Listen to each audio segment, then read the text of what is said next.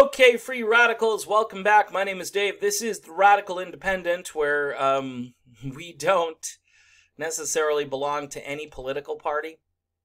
We tell it like it is, and like-minded folks like yours truly and others who follow me and this channel, and those who don't yet know that they are radical independents. And what I mean by that is when the dust settles from this DNC debacle, and I'm not talking just about Iowa, I'm talking about this entire primary process.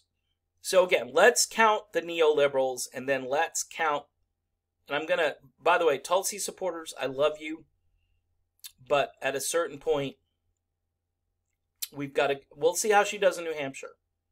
All right, New Hampshire is ground zero for Tulsi Gabbard, but everybody who supports Tulsi needs to be prepared. And stop being glib. Stop being, oh, she's going to win.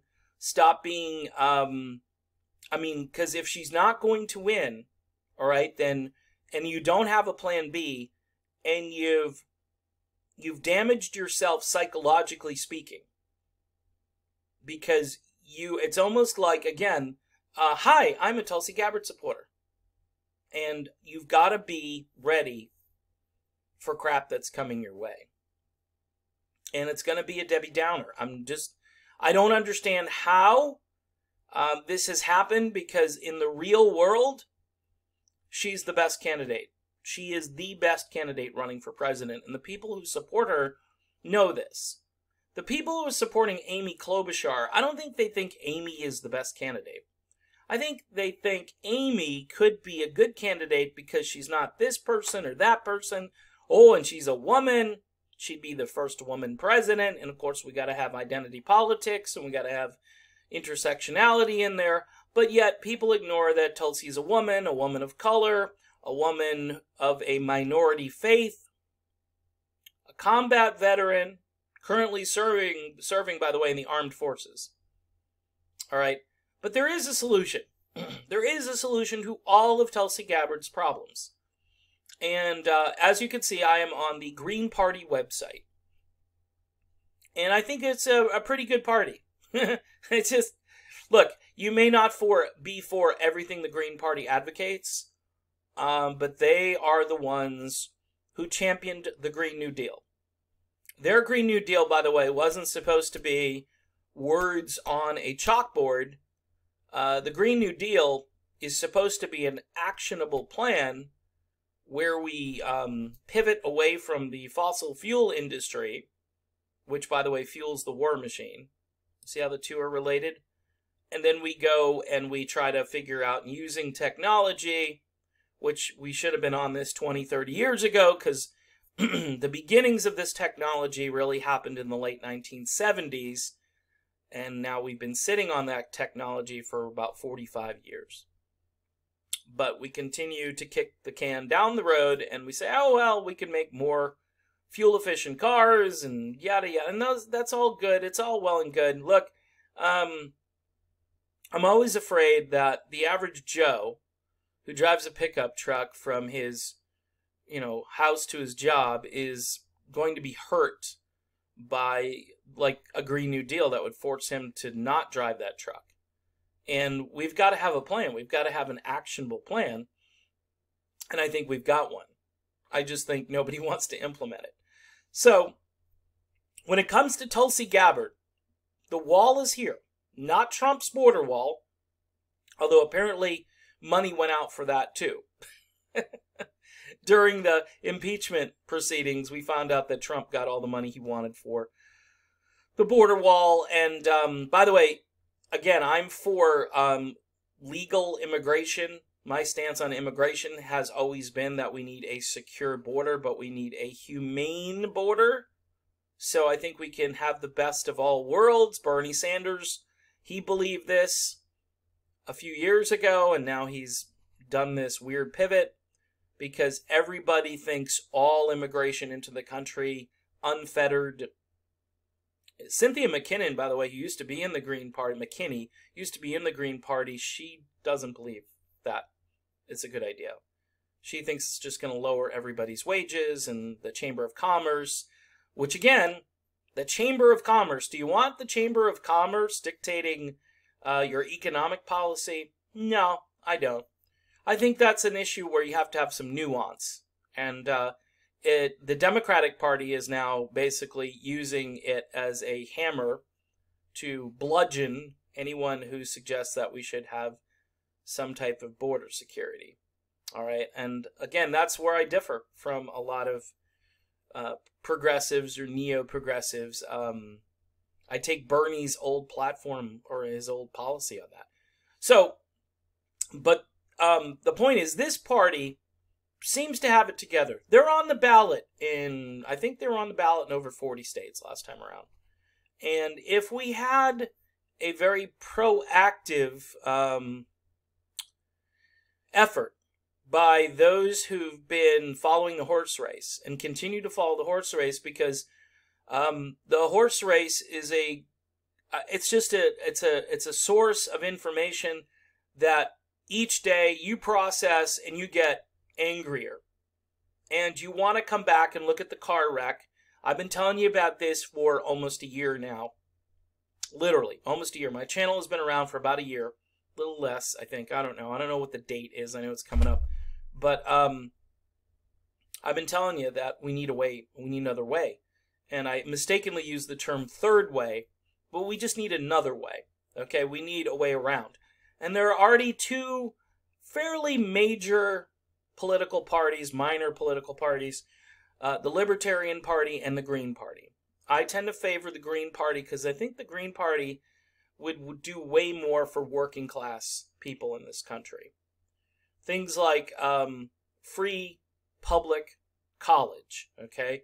That's not a radical idea. It's a Bernie idea, but I'm always worried with Bernie that is he going to follow through? Medicare for All, again, was a thing that was put out there first, I believe, by the Green Party. All right, just like the Green New Deal.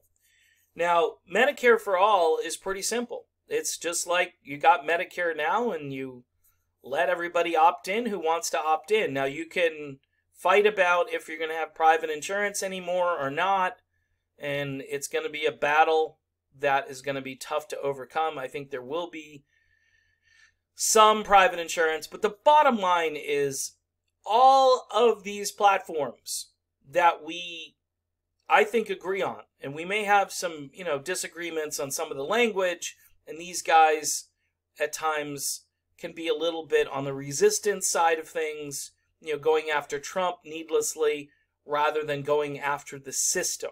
Jill Stein talked about this yesterday. The State of the Union, all this drama, all of this pomp and circumstance, but really nothing when it comes to just policy, like, people over profits and things like that. We've really hit, in other words, which way are we going to turn? Are we going to turn more to what Trump is doing?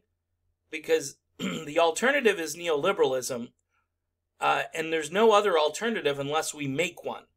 So this would be one for Tulsi Gabbard. Bernie Sanders, he apparently has sold his soul in. He's going to stay the course. He feels he can win the nomination over there. I think in the end they will turn Bernie Sanders into a neoliberal. I mean, there are already plenty of signs that he is going in that. He's going to have to go in that direction. His VP pick, if he gets that far, will be somebody from neoliberalville. All right, and it's not going to be Tulsi. If it were Tulsi, then stop the presses. If it were Tulsi, because Tulsi's going to run whatever Tulsi does. It's going to be on principle. It's not going to be a political calculation, and she may turn it down. That's the other thing people don't realize. She may say, "Look, I'm wishing Bernie well," or she may accept it. We don't know, but the premise, though, I don't think she's asked. I don't think she's going to be asked to be vice president. So a lot of progressive commentators, and I do probably more videos about the Green Party than anybody that I've seen. I don't see anybody talking about the Green Party. All I see is people talking about the Democrats and their problems and how horrible it is and how corrupt it is. And it's like, hello, there's another option. People, oh, it's not viable. Okay, if you say it for another 30 years, like you've been saying it for the last 30 years, you're right. It's not going to be viable. But if you truly believe in democracy, and, you know, that word gets tossed around a lot, but we don't have it. We don't have democracy anymore. Because if the media controls the narrative, all right, and they control who gets nominated, the party then says, well, you know, I don't really like this person, so we're going to tip the scales. We're going to do some kind of real sophisticated psyop. We're going to brainwash people. Nobody's won Iowa. Could be Buttigieg. Could be Bernie. Meanwhile, in New Hampshire, it's Mayor Pete and the networks. Mayor Pete, thank goodness there's an alternative to Bernie. It's Mayor Pete. Now we can promote Mayor Pete. Let's get him going. Some, I don't know, really lousy mayor from a city that was gentrified. You know, Mayor Pete had all these meetings, too, with the people who are the big decision makers in the DNC, and they plotted. They hatched a plan, basically, to take Bernie Sanders out. How many people is that going to alienate? And where are they going to go? Tulsi, where are they going to go? Look, Tulsi, who cares about the Russian crap at this point? Who cares that Hillary said, you know, because then what? You don't get to sue Hillary Clinton? You do, because, again, you're not a Russian asset. You're not a Russian asset. You can run third party and tell everybody, look, I'm not a Russian asset. The Democrats, all you got to say is, look, the Democrats didn't want me. I tried. I couldn't even get into a CNN town hall event. So it's pretty easy how you pivot away and say, look, yeah, I took the pledge, but I was also supposed to be treated fairly. It's a very simple pivot away, and only the Hillary conspiracy nuts are going to say things to you or about you, whereas the rest of the country is going to say, well, you know, maybe she didn't have a chance in the DNC. Good for her. Or the other thing is, of course, if Tulsi were to be a Green Party candidate, well, that guarantees Trump's re-election. Tell you what, folks, Donald Trump is no better, but he's no worse than any of the other neoliberals. All right? He's no better, and he's no worse. I know people think, you know, they hate him, they think he's a racist, a bigot, whatever. I'm not going to say it like I don't know what the word is. Like I'm immune to his language and things he's said and the polarization, the stuff that goes on at the Trump rally and so forth. But there are a lot of Americans that feel alienated, that feel like their voice doesn't matter. All right? And for whatever reason, Trump connected with some of those people, and they're going to be loyal to him no matter what. Even if their own situation hasn't improved. They see that this guy has been attacked relentlessly now for almost his entire term. His entire first term. And that's why his approval ratings are up. But here's the thing, though. If we don't start building something new and really mean it and get out there and do something, and whether it's start a channel like I'm doing and spread the word, talk about Lisa Savage running for United States Senate in Maine. Very important race up there with ranked choice voting, by the way, which, again, if your state has that on the ballot, please go and vote for ranked choice voting. It will change democracy forever. All right? And I know people think it's such a long shot, Dave. It's throwing your vote. Look, all the Jill Stein people that they've lectured me. They've said, look, you should have voted for Jill Stein. I'm like, you're right. You're right. I should have voted for Jill Stein. And this time around, I might vote Green. And if I do, it'll be out of protest, depending on who is the nominee for the Democratic Party.